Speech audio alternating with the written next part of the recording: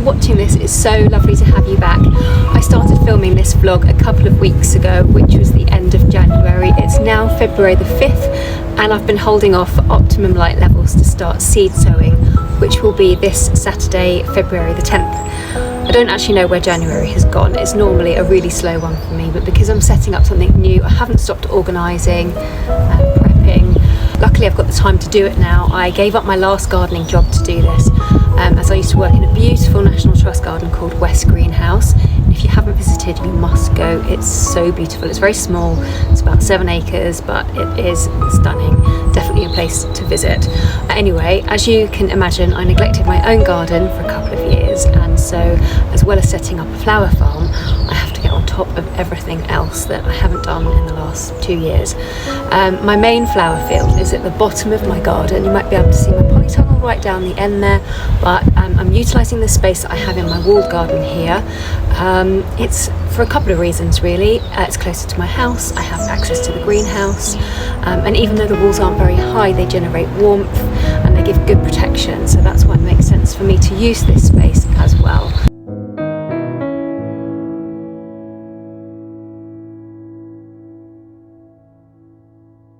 And I've been planning my week out according to the weather. It's due to rain on Thursday, so I'm working outdoors until then, and I have got a list of greenhouse jobs ready for the rainy days.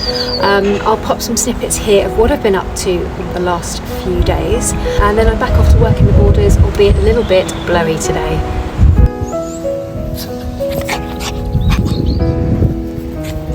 Today I'm in the walled garden, and even though I should be setting up the polytunnel a little bit more and focusing on my flower farm, I still have a garden that needs to be maintained, and so January is the perfect time for me to do it. I'm working on my back border today. I've started this end weeding and some mulching.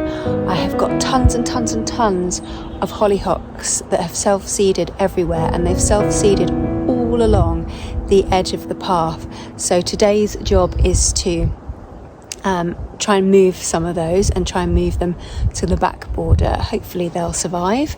A lot of them have got quite deep tap roots, and I know you've got to keep them intact. I'm going to do my best and try and move all the hollyhocks. Also, I want to show you these verbascums because I want to know whether you would keep these or not. I tend to keep them until they're looking really tatty, and then I get so annoyed with them because we get the caterpillar that comes in and destroys them, and then I end up lifting them. But I've got some real whoppers down here, and I don't know, they just look really good. The only thing is that they're right on the edge of the path. Not sure if I can actually be, well, again, they've got really long tap roots, so I don't think I'm going to be moving them. If I get rid of them, then I get rid. But I've got, I don't know, probably a 10 at least in this border. I think for now, I think I'm going to keep them because they look pretty cool. Other thing I've been working on is this spirea. It's beautiful pink flowers, but it's got a lot of old dead wood in it, so I've thinned out one just over here. It looks a lot better. The hollyhocks, this is obviously the edge of the path, and the hollyhock and the, okay, we'll ignore the alkanet there, but obviously the syrinchium and these verbascums, they're all right on the edge, and because the border slopes down a little bit, everything sort of just comes right to the very end and flops over, and the hollyhock is obviously really tall, and they end up bending over, and then I've got a rose behind the buddleia as well that flops over, so I've cut that back as well just to create more space for growing. So you'll see what I mean with the verbascum. It's everywhere. More syrinchium, more verbascum. In fact, I think I've got about 20 odd. It's an absolute whopper, that one there. Yes, they are all the way down here. This choicea, I lost that last year in the really heavy frost. So I'm really glad that's coming back. And yes, I have a bath at the end of the garden.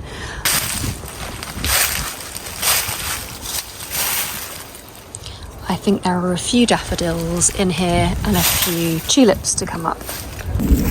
Okay, so these are the hollyhock that I've salvaged, and they're not looking too bad. I think most of the roots are intact on that one, not much root damage there.